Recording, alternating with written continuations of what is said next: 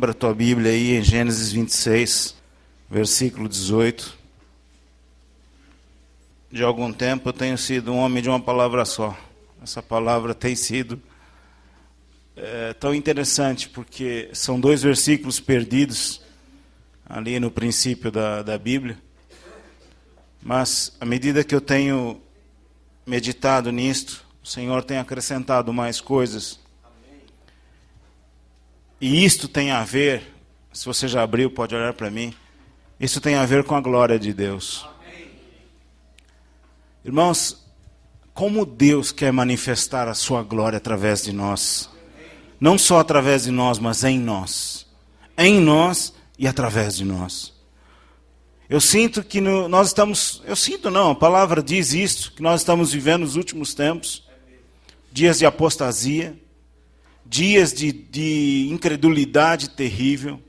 Dias de uma malignidade terrível. Nunca vimos o homem tão mal como nesses dias. Nunca vimos tantos planos ruins, tanta intenção ruim no coração do homem. Nós nunca vimos tanta promiscuidade como a gente vê nos nossos dias. Nunca vimos a juventude tão leviana. Nunca vimos o casamento, os casais tão levianos, o casamento virou uma banalidade terrível. Família se tornou uma banalidade.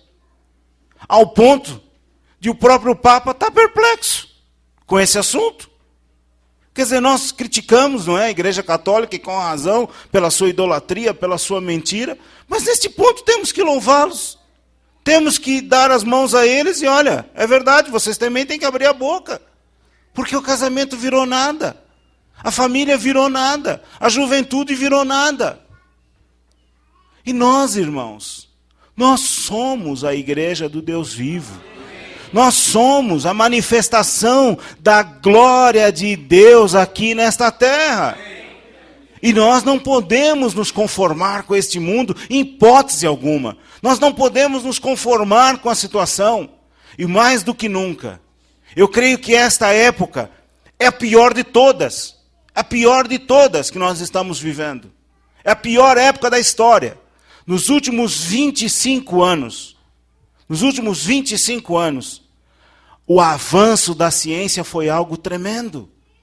Nós nunca ouvimos falar em certas coisas que nós ouvimos de 25 anos para cá. Nós estamos vendo a palavra de Deus se cumprindo letra por letra.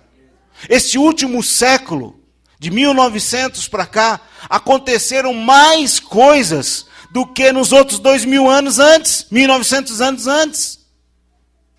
Tudo tem se concentrado neste século XX, e de 30 anos para cá, pior ainda. Então nós estamos vendo o fim do mundo, nós estamos vendo os finais dos tempos, nós estamos vendo a vinda iminente de Cristo. Está muito próxima. Então Deus quer manifestar a sua glória em mim e através de mim. Diga comigo, Deus quer manifestar a sua glória em mim e através de mim. Vira para o teu irmão e diz para ele, Deus quer manifestar a sua glória em mim e através de ti. Acorda, presta atenção. Isso é muito importante, irmãos. Mas para que Deus manifeste a sua glória em mim e através de mim, eu não posso permitir entulhos na minha vida. Eu não posso permitir empecilhos na minha vida. Nós sabemos, irmãos, que o cristão genuíno, o cristão verdadeiro, o nascido de novo, ele não vive pecando. Ele não vive em pecado. Nós sabemos disto.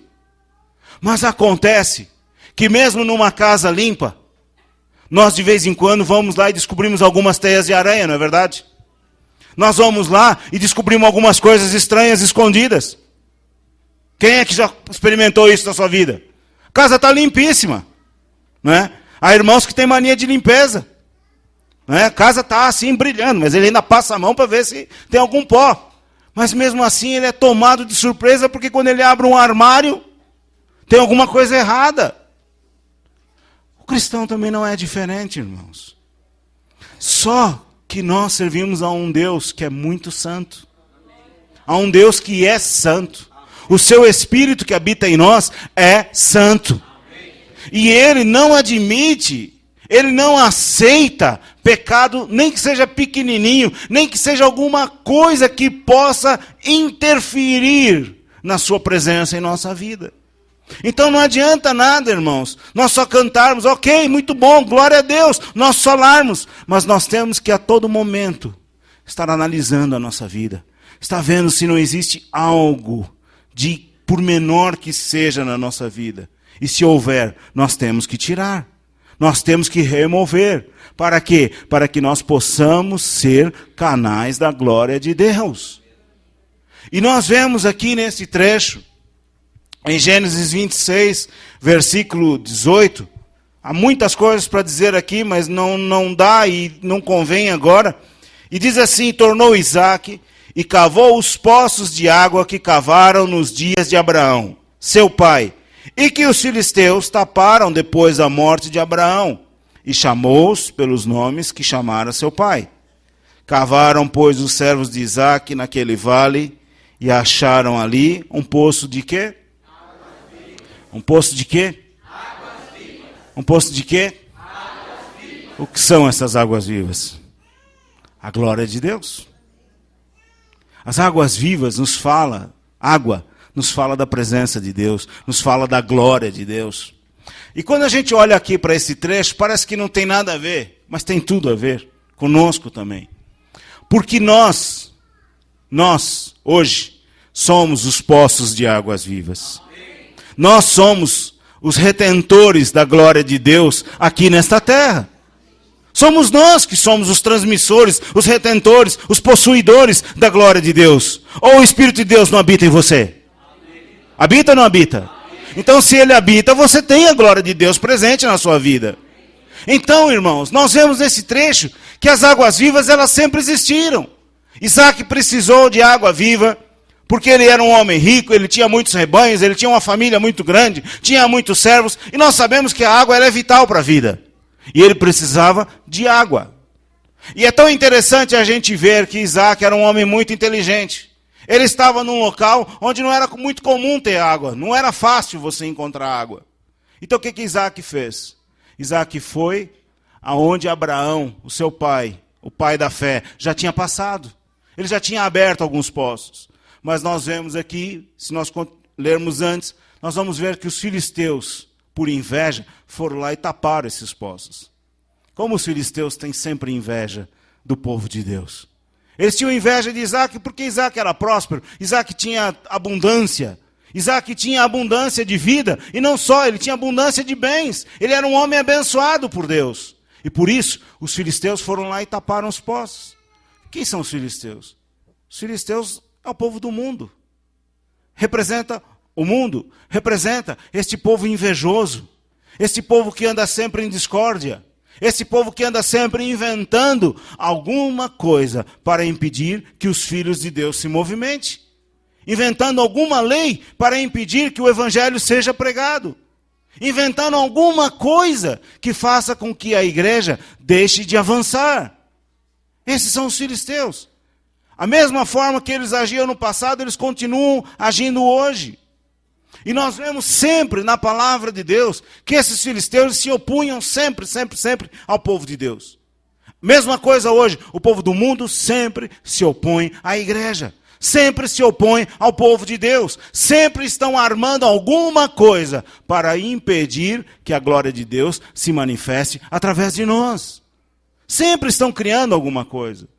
E eles criaram certas coisas e fizeram ali, entulharam aqueles poços para quê? Para que Isaac não tivesse acesso à água viva. Hoje é a mesma coisa, irmãos. Muitas coisas são criadas, são feitas, para que nós não tenhamos acesso à água viva. Nós vemos pela palavra de Deus que nós somos a igreja do Deus vivo. Somos ou não somos? Quem aqui é a igreja do Deus vivo? Quem acredita que nós continuamos a escrever os Atos dos Apóstolos? Ou você acredita que acabou ali naquela história e não foi mais nada feito? Continua, não continua? Os Atos dos Apóstolos não continuam nos nossos dias? Ou o Espírito Santo foi recolhido? Foi recolhido? Parece que ficou assim uma meia dúvida. O Espírito Santo que foi derramado no dia de Pentecostes continua entre nós hoje? Amém. Tem certeza disso? Amém. Absoluta? Amém. Absoluta mesmo? Amém. Não resta dúvida nenhuma? Não. Então por que nós não fazemos as mesmas coisas que eles fizeram? Se o Espírito Santo derramado no dia de Pentecostes continua entre nós, e nós somos hoje a igreja do Deus vivo, por que é que nós não temos as mesmas operações que havia naquela época? Por que hoje nós não temos homens que passa e a sombra cura? Por que hoje nós não temos homens que o avental, um lenço, cura? Ficaram quietos? E agora? O pastor Rui respondeu. Porque há entulhos. Porque há entulhos. Porque o Espírito é o mesmo, a igreja é a mesma, o Jesus Cristo é o mesmo e a palavra é a mesma. Não se alterou nada. Ao longo da história, a gente vê que os filisteus estão presentes há muito tempo. Quando o povo de Israel saiu do Egito, Deus tirou aquele povo lá do Egito. Você pode ler isso depois em Êxodo 13, versículo 17. Quando Deus tirou o povo do Egito e ia levá-los para a terra prometida, Deus escolheu um caminho mais longo. Por que Deus escolheu um caminho mais longo? Havia um caminho curto, que era o caminho dos filisteus. Alguém já leu isso, não? Quer ler lá para a gente ver isso? Então, abre aí, vai. Êxodo 13, versículo 17. Êxodo 13, 17. Vamos lá no instante, assim você não fica com dúvida. Êxodo capítulo 13, versículo 17. Diz assim: E aconteceu que quando o faraó deixou ir o povo, Deus não os levou pelo caminho da terra dos filisteus, que estava mais perto. Porque Deus disse, para que porventura o povo não se arrependa vendo a guerra e tornem para onde? Que coisa. Deus tirou esse povo da escravidão, Deus tirou esse povo do sofrimento e ia levá-los para a terra prometida. E havia um caminho mais curto, de forma que eles poderiam chegar lá muito mais rápido. Só que o caminho mais curto passava pela terra dos filisteus. Passava pelo mundo. E Deus disse, eu não vou levar esse povo por este caminho mais curto. Eu vou levá-los pelo caminho mais longo, porque com certeza eles vão ver a guerra e vão querer voltar. Eles vão se deparar com as dificuldades, eles vão se deparar com os demônios que vão contra-atacar e vão ficar com medo. E vão querer voltar lá para o Egito. Então o que eu vou fazer? Levo-os pelo caminho mais comprido. O que isso tem a ver conosco, irmãos? Quantos de vocês já repararam que na vida cristã, durante a nossa caminhada, as coisas não são tão fáceis assim? Que nós, para conseguirmos alguma coisa, sempre temos que ir por um caminho mais comprido. Você já reparou que para você obter a salvação de alguém, você não é só chegar lá e falar? Seria muito fácil, não é? Mas antes, o que você tem que fazer? Você tem que orar, você tem que clamar. Você tem que ir na casa da pessoa, às vezes 1, 2, 10, 12 vezes, 1 ano inteiro, 2 anos inteiros. Às vezes, para nós sermos curados, tendo a promessa de cura. A palavra de Deus diz em Salmo 103:3, é Ele quem perdoa todas as tuas iniquidades e sara todas as tuas enfermidades. Mas você já reparou que às vezes a gente ora e a enfermidade não passa assim de uma hora para outra? Ela ainda persiste um pouquinho. Mas por quê? É que Deus não cura? Não, Deus continua curando. Ele é o mesmo ontem, hoje e será eternamente. Mas é que às vezes, irmãos, se Deus nos curar rápido demais, é capaz de nós não darmos valor à vida que Ele nos deu. Às vezes a gente ora por determinado assunto e diz, Senhor, me livra, me dá o livramento. Uma esposa, por exemplo, eu tenho um caso de uma senhora que orou 25 anos pela salvação do marido. 25 anos ela orou. O marido não quis saber do Senhor. O Senhor tirou o homem. Ele morreu. E, infelizmente, ele foi para o inferno. Ele morreu sem Jesus. Ele rejeitou Jesus no leito de morte. E ele foi para o inferno. E esta mulher que orou durante 25 anos, ou pela salvação do marido, ou pelo livramento, recebeu o livramento. E o que ela fez? Recebeu o livramento, agora o que ela deveria fazer? Vou servir ao Senhor? Vou buscar mais ao Senhor? Muito pelo contrário. Se viu livre, foi viver a vida. Foi viver a vida. Estou muito nova ainda, tenho que curtir um pouco mais. Foi viver a vida. Não soube o que fazer com o livramento. Por isso que muitas vezes Deus permite que a gente passe por certas circunstâncias e a demora para obtermos alguma coisa. Porque muitas vezes, se nós obtivermos rápido demais, nós não sabemos o que fazer com a nossa bênção. Nós não sabemos e podemos nos perder. Às vezes uma pessoa ora tanto por um emprego, ora tanto por um emprego, ora tanto por um emprego. Senhor, eu preciso de um emprego, eu preciso casar, eu preciso isso. O Senhor toma o emprego. Você não pediu? Está aqui. Tudo que pedires, crendo que recebesse, será vosso. Está aqui o emprego. Aí a pessoa começa a trabalhar, já deixa de vir à igreja. Já não tenho mais tempo, porque eu preciso trabalhar, eu preciso ganhar dinheiro. Deixa de vir. Ela vinha à oração, já não vem mais. Ela vinha quinta-feira, já não vem mais. Ela vinha ao domingo, na escola dominical, já não vai mais, porque tem que trabalhar. E às vezes, ela vem no domingo à noite, quando não está muito cansada, porque na segunda-feira, às 5 da manhã, ela tem que se levantar para ir trabalhar. E se o culto demorar um pouquinho mais, então ela vai chegar, não vai dar tempo de dormir. E aí, às vezes, Deus não dá o emprego e a pessoa fica, nossa, eu estou há 2 anos desempregado. Mas há 2 anos que você está diariamente na casa do Senhor. Há 2 anos que você tem orado incessantemente. Há 2 anos que você medita dia e noite. E não passa fome, já reparou também? Por quê? Porque Deus sabe que se você for pelo caminho mais curto, muitas vezes você se perde. Muitas vezes você se perde. Então Deus nos faz andar por um caminho maior. Esses filisteus, eles são responsáveis, irmãos, pelo outro evangelho. A gente pensa que filisteu é só gente do mundo, né? Há muito filisteu infiltrado dentro da igreja. Muito filisteu infiltrado. E a palavra de Deus diz em 2 aos Coríntios 11:4, ela nos fala acerca de um outro evangelho, de um outro Espírito e de um outro Jesus. E infelizmente, nos nossos dias, nós temos visto que esse outro evangelho, este outro Jesus e este outro Cristo tem sido pregado em larga escala. E nós precisamos ter muito cuidado, porque este outro evangelho, ele é muito parecido com o verdadeiro. Você sabe que uma imitação, ela é muito parecida com a original, não é? E às vezes só um perito para descobrir que é uma imitação.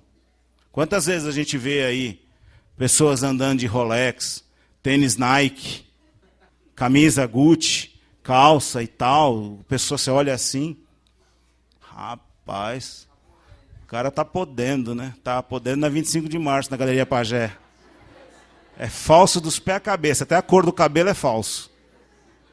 Outro dia, eu estava, não me lembro aonde, e vi uma Ferrari. Eu olhei assim, falei, rapaz, uma Ferrari no meio da rua, aqui no restaurante, aqui na Marginal, ali perto do SP Market, no feijão de corda ali. Aí uma Ferrari na porta. Eu falei, olha, uma Ferrari. Fiquei assim olhando, né, porque a gente não vê uma Ferrari toda hora, né. Quando eu fui ver, era um Vectra disfarçado. O cara pegou fibra de vidro, pegou isso não sei o quê, foi fazendo tal, imitou a Ferrari todinha. Colocou roda, colocou o logotipo, pôs o volante, pintou de vermelho. O manobrista achava que era uma Ferrari.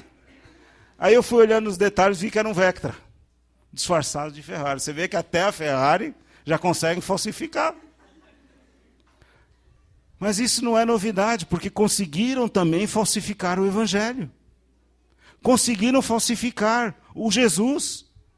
Conseguiram falsificar o Espírito. Há uma trindade satânica, que é muito parecida com a verdadeira, e que tem enganado muitas pessoas. E Jesus nos alertou Muitas vezes, para nós termos cuidado, irmãos, contra os falsos profetas.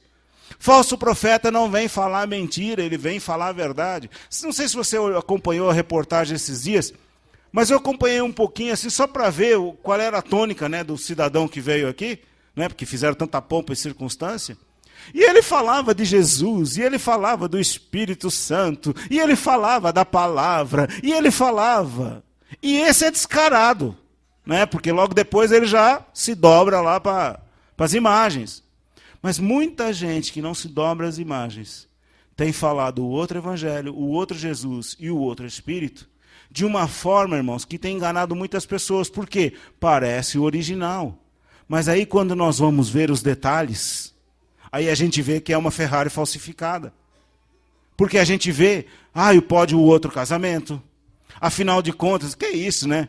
Outro dia eu escutei uma dizendo assim, a pessoa dizendo, dando testemunho, eu vim para a igreja, e Jesus me salvou, e oraram por mim, a palavra de Deus entrou em mim, e me libertou, e etc. E eu tive no mundo problemas, eu tinha casado 2 vezes, e as 2 vezes não deu certo.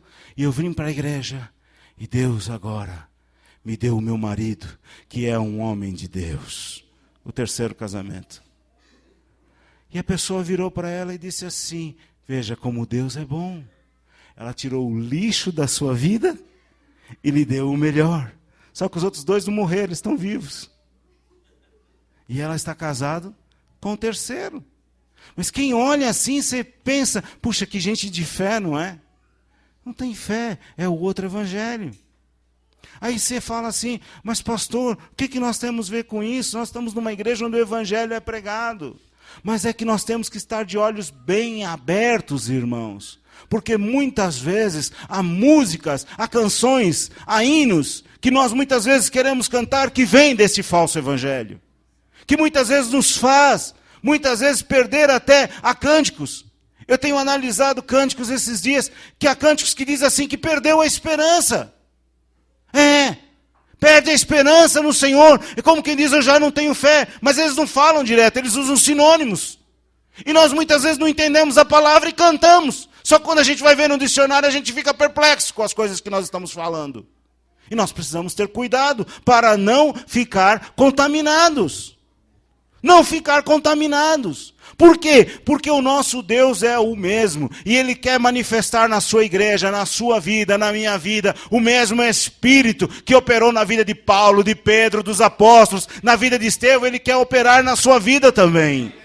Deus quer se manifestar de tal forma, como nós cantamos aqui hoje, que a restituição exista na nossa vida, e que os mortos possam ser levantados.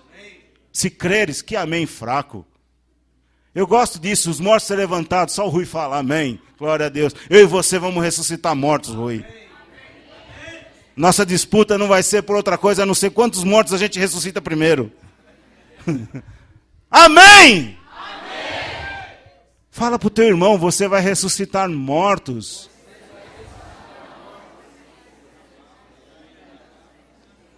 O que Jesus disse, irmãos? João 11:40, se creres, porque não vemos, porque não cremos. E a falta de crer, a incredulidade, é um entulho que tem impedido a igreja de chegar nas águas vivas. Essa incredulidade tem nos impedido de chegar às águas vivas, porque elas existiam, elas existem sempre. Você veja que os entulhos foram jogados nos poços. Passaram tempos e tempos e tempos. Isaac chegou lá, mandou os empregados dele, vai lá e abre os poços que meu pai abriu. Dá os mesmos nomes, não vamos fazer nada novo. Vamos pegar o que já está criado. Vamos pegar o que já está definido. É a mesma coisa que nós temos que fazer. Não vamos criar nada novo. Vamos pegar o que está definido na palavra de Deus e vamos fazer. E se nós fizermos, o que é que vai acontecer? Vamos encontrar as águas vivas. Eles pegaram, cavaram os poços, deram os mesmos nomes, não fizeram nada novo. O que é que acharam? Águas vivas. se nós fizermos exatamente o que a palavra de Deus nos diz, o que é que nós vamos encontrar? Águas vivas. O que é que nós vamos encontrar? A manifestação da glória de Deus nas nossas vidas. A manifestação da glória de Deus nas nossas vidas. É o que nós precisamos hoje. É o que nós queremos hoje. Se creres, verás a glória de Deus. A Bíblia diz em Mateus 7, irmãos, 21, nem todo que diz Senhor, Senhor entrará no reino dos céus. Nem todo que diz. Há muita gente dizendo Senhor, Senhor. Há muita gente repreendendo o diabo. Há muita gente curando enfermos. Eu conheci um homem, um pastor, que tinha da sua vida, acho que era a mais errada que podia imaginar. No entanto, chegavam pessoas endemoniadas na porta da igreja dele, até hoje é assim. Amarradas. Eu vi uma mulher amarrada. 4 homens não conseguiam segurar aquela mulher, totalmente possessa por demônios. Amarrada numa carroceria de uma picape. Destruiu roças de café. Chegou na porta da igreja dele. Ele disse, desamarra. Não, não dá, porque ela vai desamarra. Desamarraram. Ele simplesmente olhou assim. Sai dela em nome de Jesus. A mulher fez assim, onde é que eu estou? Os homens ficaram perplexos. E eu também fiquei. Porque aquele homem tinha a vida mais torta de todos. E se dizia pastor. Mas ele chegou ali. E o demônio foi embora. Mas aí a palavra de Deus diz, não é para nem a gente assustar, porque a palavra de Deus diz que nem todo que diz Senhor, Senhor, entrará no reino dos céus. Mas a quem é que vai entrar? Aquele que faz a vontade do meu Pai que está nos céus. Mateus 7, 21. Diz assim, nem todo que me diz Senhor, Senhor, entrará no reino dos céus, mas aquele que faz a vontade de meu Pai que está nos céus. Muitos me dirão naquele dia, Senhor, Senhor, não profetizamos nós em teu nome? Quantas profecias a gente ouve hoje em dia? Nós não expulsamos demônios, em teu nome não fizemos muitas maravilhas. Mas o que ele vai responder? Então lhes direi abertamente, nunca vos conheci, apartai-vos de mim, vós que praticais o quê? A iniquidade. Vós que praticais o pecado. Essas pessoas aqui não são pessoas do mundo, não, irmãos. São pessoas que frequentam a igreja, são pessoas que estão dentro da igreja. Mas são praticantes da iniquidade.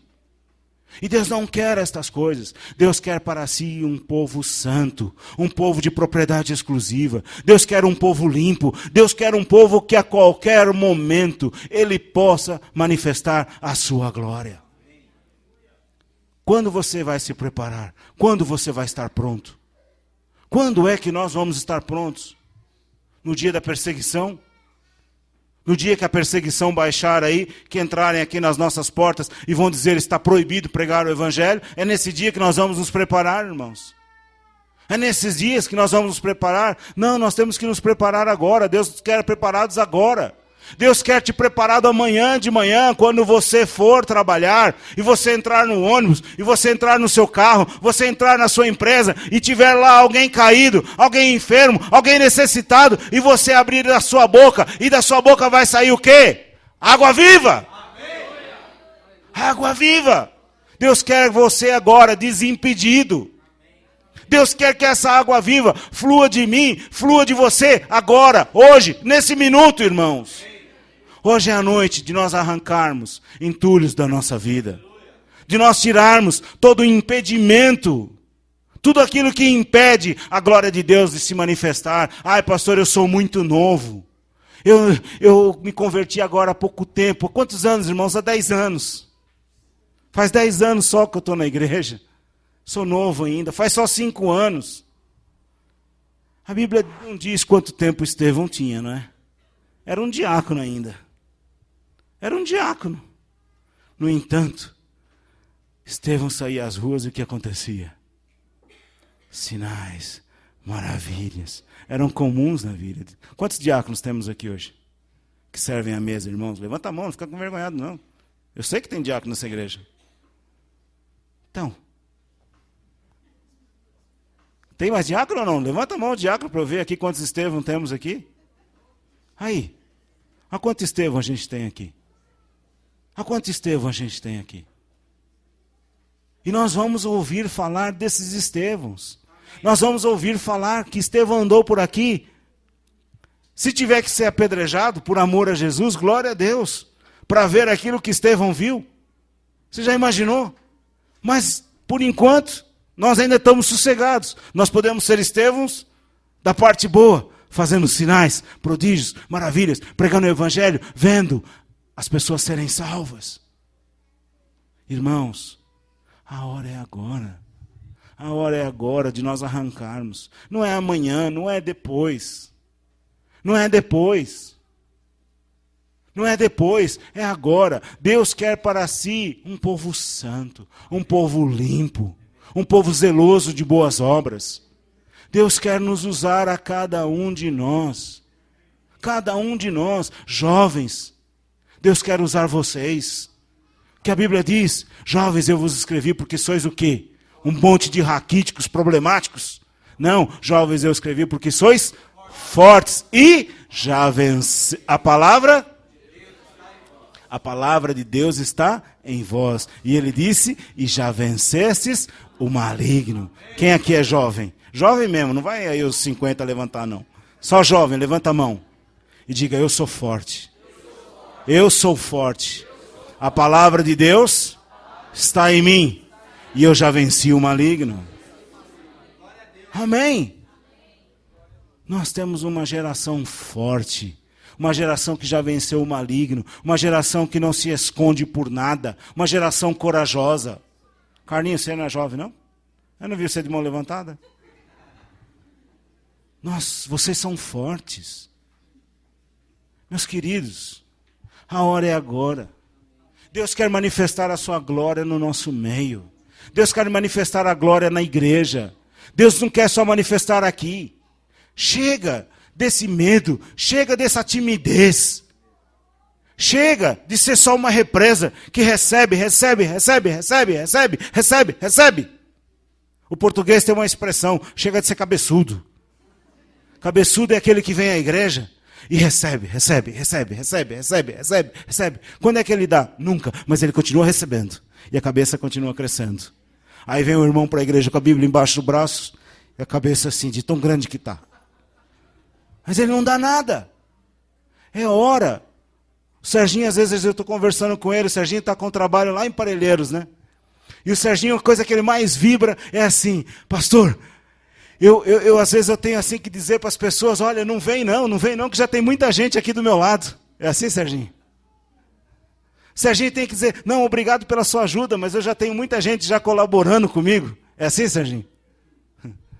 Serginho tem orado e clamado, Senhor, levanta gente para vir me ajudar. Quer Cipó, é Itapecerica, é não sei aonde, ele vai, né? Lugares. Irmãos, Deus precisa de cada um de nós. Como? Limpos, desentulhados. Essas águas vivas, elas existem hoje. Da mesma forma que Deus operou na igreja, Deus quer operar através de nós. Os sinais, prodígios e maravilhas. A oração que os apóstolos fizeram. Atos 4. Concede-nos, Senhor. Concede-nos que seja falada a tua palavra com ousadia. E que se façam sinais e prodígios. Em nome do teu santo Filho, Jesus. Enquanto falamos a tua palavra, os sinais têm que acontecer. Como eu tenho clamado por isto, irmãos. Como eu tenho clamado por isto. Quando muitas vezes o Senhor me diz, vai, fala, eu estou curando. Eu estou curando. Muitas vezes na hora, a gente não vê nada. Mas depois vem, olha, lembra disso? Foi curado. Lembra daquilo? Foi curado. E o que nós fazemos? Glorificamos ao Senhor, porque a palavra de Deus, ela é verdade nas nossas vidas hoje. E Deus quer fazer muito mais. Muito mais. Você já imaginou? Uma pessoa que está doente, você chega, ora por ela, ela é curada. Você acha que ela não vai querer ouvir a palavra de Deus? Uma pessoa que está aflita, está sem paz, você chega, ora com ela e a paz de Deus invade aquele coração. Ela não vai querer conhecer esse Deus da paz? Claro que vai, irmãos. Era isso que Jesus fazia, era isso que os apóstolos faziam. Onde eles chegavam, faziam sinais, prodígios e maravilhas. A palavra era acompanhada disso. E as pessoas o que é que faziam? Eu vou atrás, porque aí está a vida. Aí está a vida. Tira os entulhos. Qual é o entulho da sua vida? O que te impede? Às vezes, irmãos, tem tantas coisas que nos impedem. Às vezes não são coisas tão assim complicadas. Tão complicadas. Mas são coisas às vezes pequenas que nós deixamos de lado e achamos que não é tão importante. Mas a palavra de Deus diz que são as raposinhas que estragam a vinha. Recentemente eu tive uma visão, eu estava orando e Deus me mostrou. Estava orando acerca de uma determinada situação que tem a ver com o meu ministério, com aquilo que eu tenho esperado do Senhor, com aquilo que eu tenho vivido. E eu vi uma vinha muito grande. Eram quilômetros e quilômetros de vinha. Era muito grande mesmo. Uma vinha linda. Não sei se vocês já viram alguma vinha na vida. Alguém já viu uma videira onde tem uvas, assim, onde faz? No sul, normalmente, tem isto, né? Mas na Europa é comum a gente andar por ali, principalmente por norte de Portugal e Espanha, onde tem muita plantação de uva para vinho. Então você vê assim parreiras, quilômetros e mais quilômetros de parreira. Você perde de vista. E elas têm troncos também. Elas não ficam ali, né, no ar ali, à torta e à direito. Elas saem da terra, depois é feito ali uns caramanchões para elas se esparramarem, e dali as uvas ficam penduradas. Então eu olhava assim nesta visão para esta parreira, e era uma parreira gigantesca, grande, bonita, cheia de uvas. Cheia de uvas. E quem olhava assim por fora, que você olhando assim por cima, ela é lindíssima, a parreira, mas você não sabe o que é que está por baixo. Só que aí o Senhor me falou, não olha por cima, vem aqui olhar por baixo. E quando eu cheguei por baixo assim, estava cheia de raposinhas, pequenininhas, comendo. Os caules cheia de vermes, comendo tudo. Tudo, tudo, tudo. E por baixo, a gente olhava assim aquelas uvas penduradas, cheia de insetos comendo as uvas. Quem olhava por cima, tudo estava muito bem. Mas quem olhava por baixo, no pormenor, via que ela estava totalmente corroída. E o Senhor me falou assim, no primeiro vendaval que der, uma grande tempestade, tudo isto vai ao chão. Tudo isto vai ser ruído. Deus estava me mostrando isso acerca de um ministério, acerca de uma igreja. Eu estava orando por esta igreja. Não é aqui o Parque América.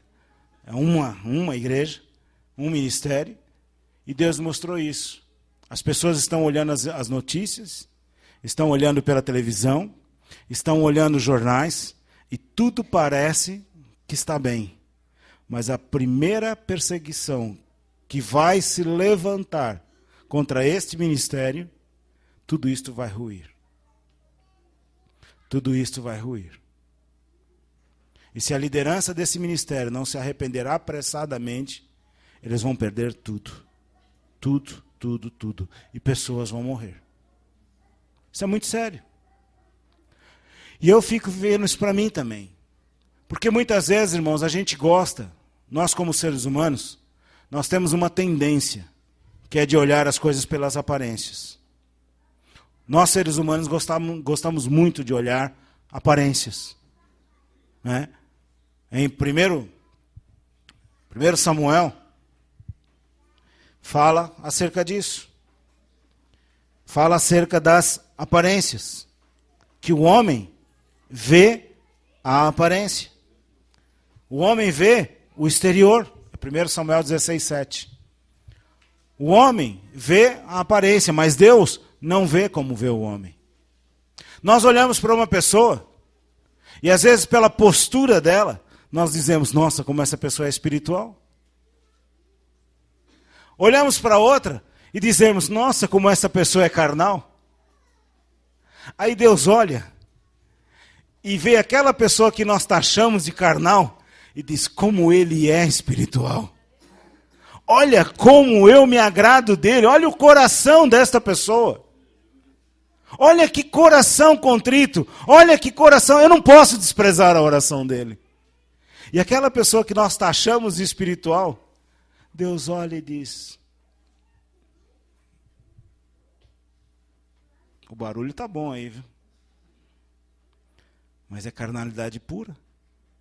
Nós olhamos pela aparência. Quantas situações nós julgamos pela aparência? Quantas vezes nós julgamos as coisas por aquilo que nós sabemos, por aquilo que nós conhecemos? E nós dizemos: não, mas essa situação está errada, porque Deus não faz dessa maneira, Deus não age assim. E nós taxamos: pronto, esse cara é um problemático, cuidado com ele. E no entanto, Deus olha para esta pessoa e diz: este homem é segundo o meu coração. Este homem, eu tenho prazer nele. Aí chega Deus para um homem desse e diz assim como ele falou para Daniel: Daniel, homem muito amado, muito desejado. Mas para nós, a gente olha assim para um Oswaldo e diz: pastor Oswaldo, diz: esse pastor Oswaldo é... E Deus olha para ele: oh, Oswaldo, homem muito amado. Uma vez eu estava em Portugal e eu vi isso. Numa reunião, Deus se manifestou de uma maneira tão intensa. Tão intensa. Eram mais de 2.000 pessoas naquela reunião. Era uma reunião só de pastores e presbíteros, a liderança da igreja.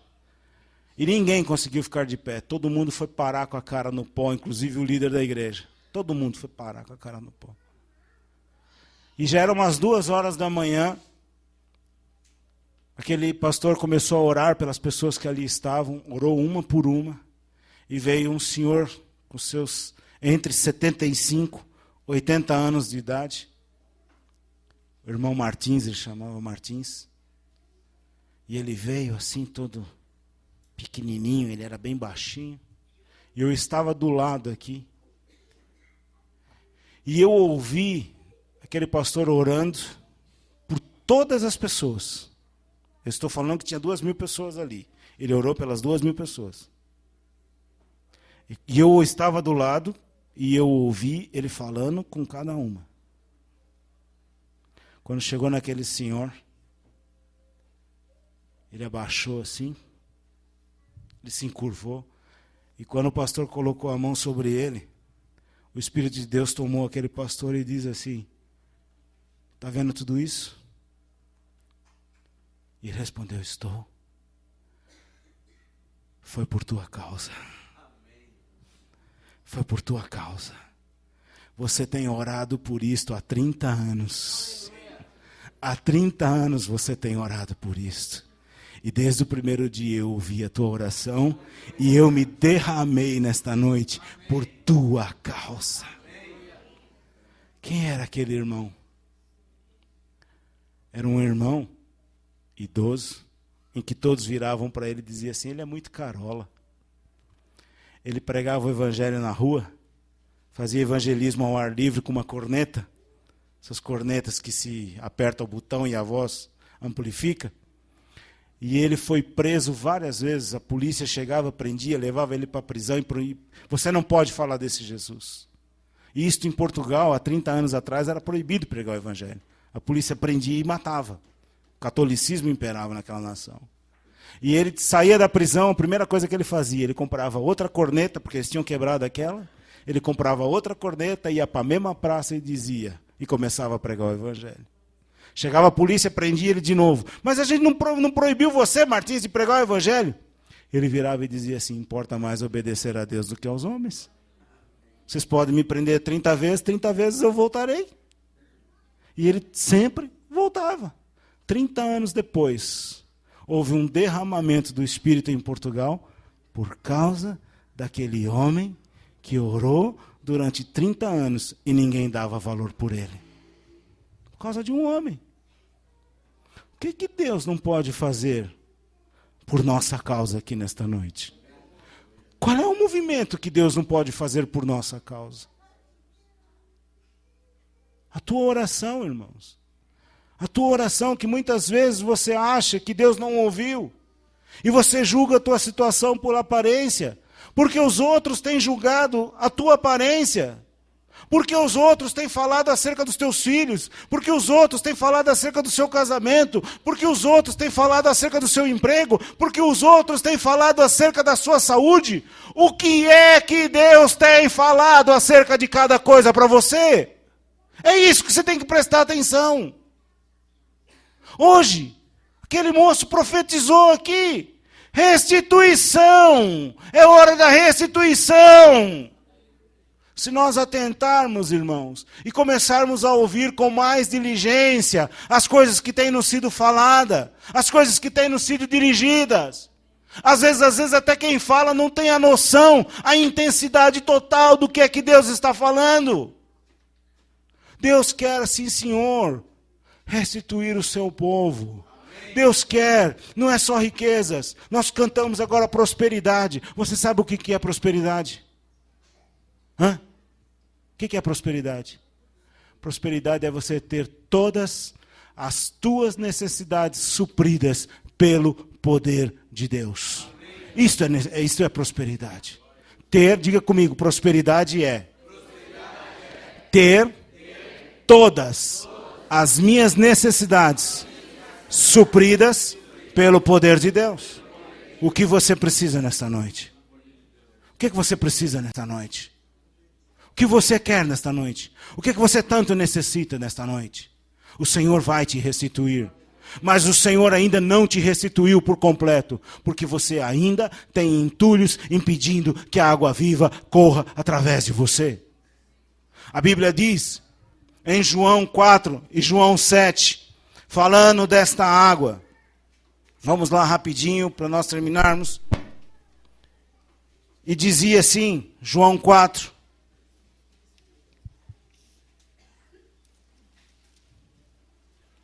Uma passagem que nós conhecemos muito bem, já ouvimos tantas vezes, já lemos tantas vezes. 4:10 diz, Jesus respondeu e disse, se tu conheceras o dom de Deus, e quem é que te diz, dá-me de beber, tu lhe pedirias, e ele o quê? Te daria o quê? Água viva. No versículo 13 diz, Jesus respondeu e disse-lhes, qualquer que beber desta água, tornará a ter sede. Eu bebi esta água agora há pouco. Estou com sede de novo. Passou? Ainda não. Mas o que é que Jesus disse? Mas aquele que beber da água que eu lhe der, nunca terá sede. Porque a água que eu lhe der vai fazer o quê? Lê na sua Bíblia.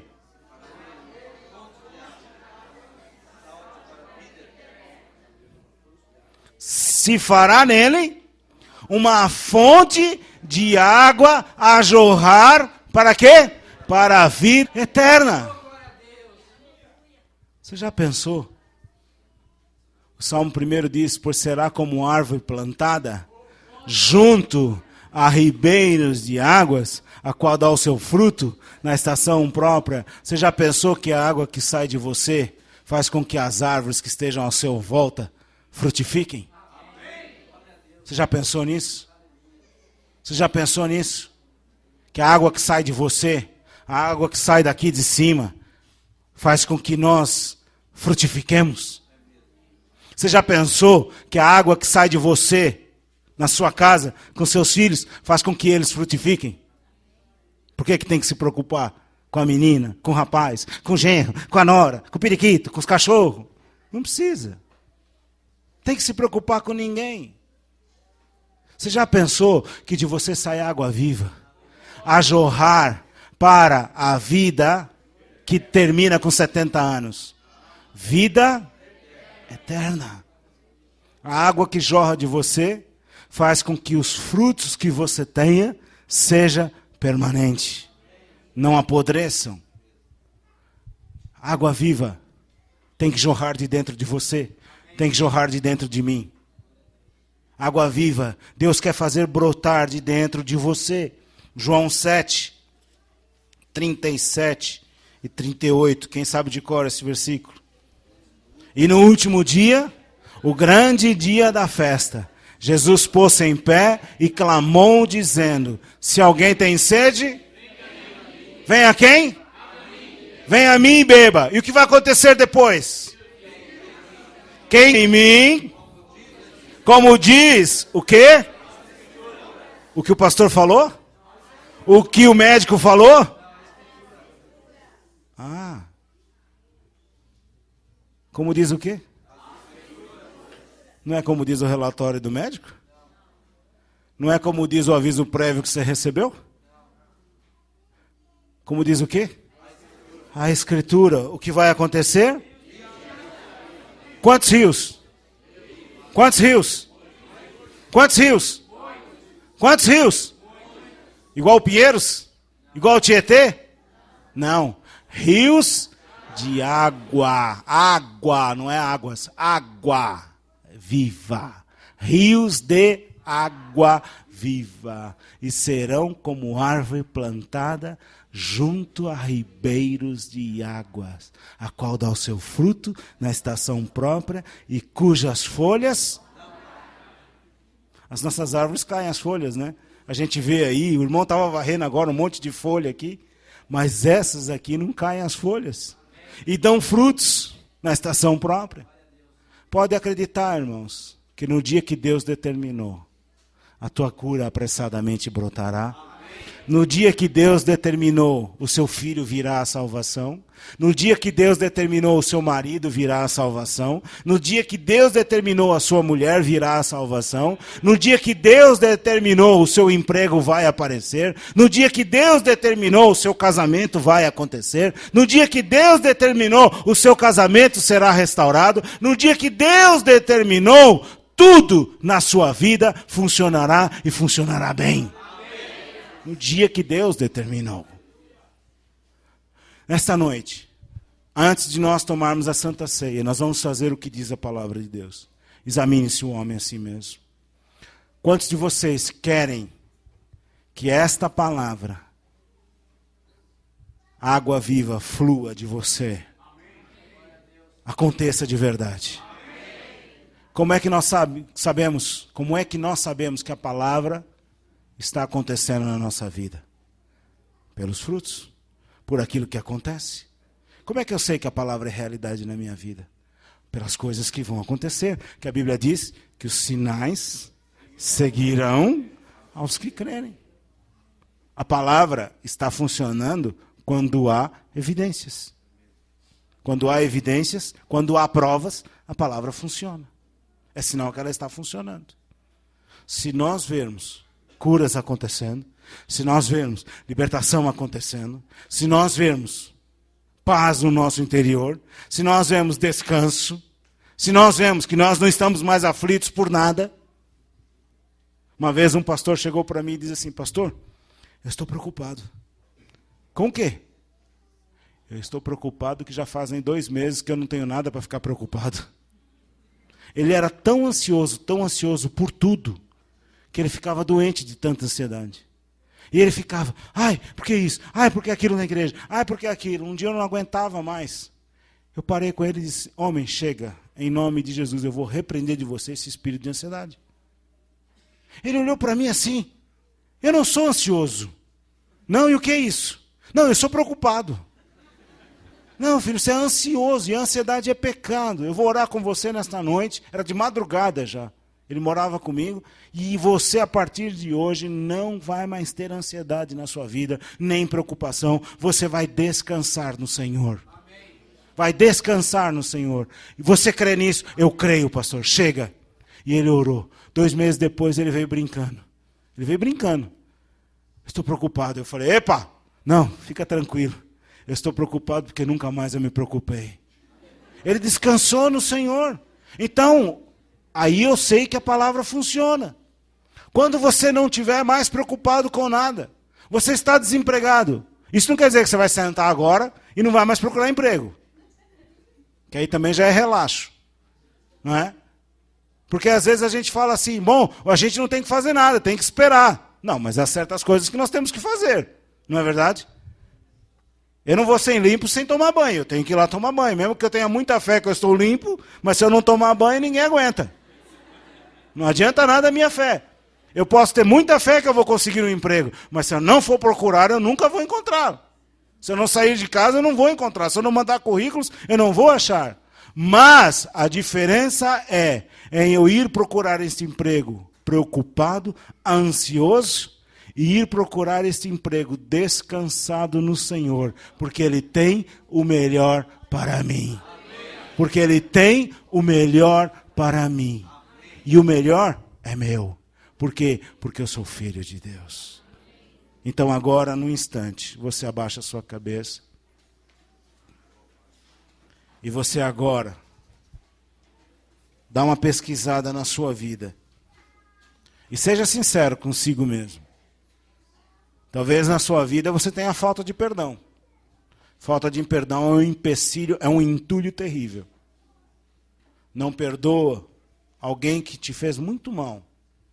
Há pessoas que guardam isto, mágoas durante anos. Mágoas dos pais. Duas semanas atrás nós fomos visitar um senhor de 70 anos, que ele guarda a mágoa do pai desde os 8 anos de idade.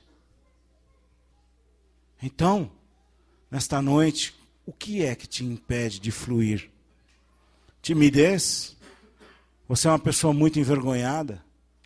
Talvez você seja uma pessoa muito racional. Você quer entender muito as coisas e fica difícil para você crer. O que te impede de fluir? Pense nesta noite. E coloca diante do Senhor agora. E arranca isso da sua vida. Arranca para que a partir de hoje esta palavra se torne realidade. E não haja nenhum entulho na tua vida impedindo que a água viva flua de você. Fale com o Senhor nesta hora. Eu queria que o grupo de louvor viesse para cá. E você fale com o Senhor nesta hora. Feche seus olhos. E fale com o Senhor por um instante. Nós vamos tomar a Santa Ceia daqui a pouco e nós precisamos fazer isso de uma forma muito intensa e limpo, sem nada na nossa vida que nos impeça.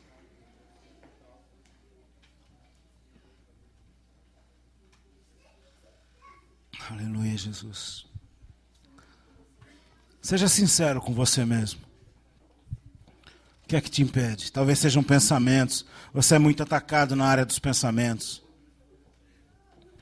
Talvez você seja muito... os pensamentos fluem muito.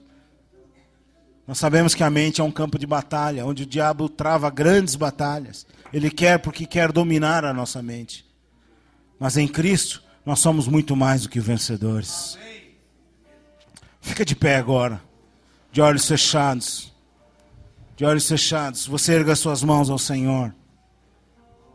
E a Bíblia diz, lançai sobre Ele toda a vossa ansiedade, porque Ele tem cuidado de você. Sabe o que é lançar? É jogar. Lançar é jogar. E o Senhor diz para você, joga nesta noite. Joga, joga mesmo, atira fora. Joga fora, atira. O que te impede de fluir? O que te impede que essa água viva flua na tua vida? Se é pecado, joga mesmo fora. Joga, atira a tua ansiedade. Levanta a tua mão, irmão. Talvez é enfermidade no teu corpo. Atira esta enfermidade. Crê no Senhor Jesus. Se creres, tu verás a glória de Deus nesta noite. Atira. Começa a falar com o Senhor agora em voz alta. Levanta agora um clamor pela tua própria vida. E atira no Senhor este problema. Joga para Ele. Em nome de Jesus Cristo. Oh Senhor. Haja livramento nesta noite. E haja, Senhor, haja aqui um livramento tremendo nesta noite, de forma que todos nós sejamos completamente desimpedidos, Senhor. Desimpedidos. Todo entulho seja retirado da nossa vida, Senhor. Em nome de Jesus Cristo. Toda incredulidade caia por terra. Em nome do Senhor Jesus. Toda dúvida, toda ansiedade, toda preocupação, toda enfermidade, toda vergonha, toda timidez, caia por terra em nome de Jesus Cristo. Oh, Senhor. Em nome de Jesus Cristo, Senhor. Toda falta de perdão caia por terra nesta noite, em nome de Jesus Cristo. Toda falta de perdão caia por terra. Falta de perdão faz com que as pessoas fiquem entregues na mão dos atormentadores. E nós ordenamos que toda falta de perdão caia por terra agora. E todos os atormentadores deixem essas vidas em nome de Jesus Cristo. Haja livramento nessa noite, Senhor. Livramento total. E que esta água viva flua, flua, flua, Senhor. Oh, Senhor. O Senhor está me mostrando que aqui, eu estou vendo pelo menos uma pessoa, mas talvez haja mais. Ela ainda tem, não é, eu quero me lembrar a palavra. Ela acha que ainda não é totalmente digna do Senhor. Ela fez coisas erradas, já pediu perdão ao Senhor, já pediu perdão até à esposa.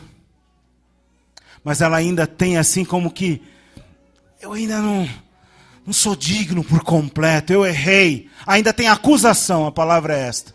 Ainda está debaixo de acusação ainda. Ainda se sente ainda comprometida. Saiba que esta acusação vem de Satanás. Porque você já foi liberto. Você já se entregou, você já pediu perdão ao Senhor. E você já está liberto. O Senhor não lembra dos teus pecados mais. Ele se esqueceu. Ele não lembra das coisas passadas. Quem traz à memória as coisas passadas é Satanás. Mas a palavra de Deus diz que para isto o Filho de Deus se manifestou, para desfazer as obras do diabo. Rejeita na tua vida, porque você já está perdoado. Você já está perdoado pelo Senhor. Você já está perdoado, o Senhor te ama e Ele já te perdoou. Já te perdoou. Isso tem sido um impedimento na tua vida, tem sido um entulho na tua vida. O Senhor já te perdoou. Há uma moça aqui. Ela se entregou ao namorado há tempos atrás. Ela se arrependeu do seu pecado. Ela se arrependeu do seu pecado, mas ainda ela se sente culpada. Mas você já falou com o Senhor, você viu que você errou. Você falou com o Senhor, você se arrependeu. Recebe o livramento do Senhor nesta noite. Recebe o perdão do Senhor nesta noite. Vai e não peques mais. Vai e não peques mais. O Senhor te livrou nesta noite. O Senhor te perdoou por completo nesta noite. Ele viu o teu coração. Ele viu o teu coração e Ele te perdoou nesta noite. O Senhor olha o coração, Ele não olha a aparência. Ele não olha a aparência. Olha para o Senhor. Olharam para Ele e foram iluminados. Seus rostos não serão confundidos. Olha para o Senhor nesta noite. Olha para o Senhor nesta noite. E diga obrigado, Jesus. Obrigado, Jesus, pelo meu livramento. Eu estou livre, Senhor. Que esta água viva flua do meu interior. Flua, Senhor. E que nesta semana mesmo eu experimente isso, Senhor. Eu experimente os resultados desta água viva, fluindo, fluindo, fluindo. Em nome de Jesus, que este rio fluindo. Um rio caudaloso fluindo do teu ventre. Água viva, água viva, água viva. Água viva engole a morte. Água viva engole a morte. Onde há vida não há morte. A vida engole a morte. A vida está engolindo a morte na tua vida nesta noite. Tragada foi a morte na vitória, aleluia. Oh, glória ao teu nome, Senhor. Diga, eu estou livre. Eu estou livre. Grita bem alto a tua liberdade. Não tenha vergonha. O diabo é que deve se envergonhar. O diabo é que deve se envergonhar, não você. Grita, eu sou livre! Eu sou livre! Diabo, você está preso em nome de Jesus Cristo. Diga, maior é Jesus. Maior é Jesus que está em mim, que vive em mim, do do que o diabo que está no mundo. Eu sou livre. Amém. Dê um abraço no seu irmão e diga: você é livre. Você é livre.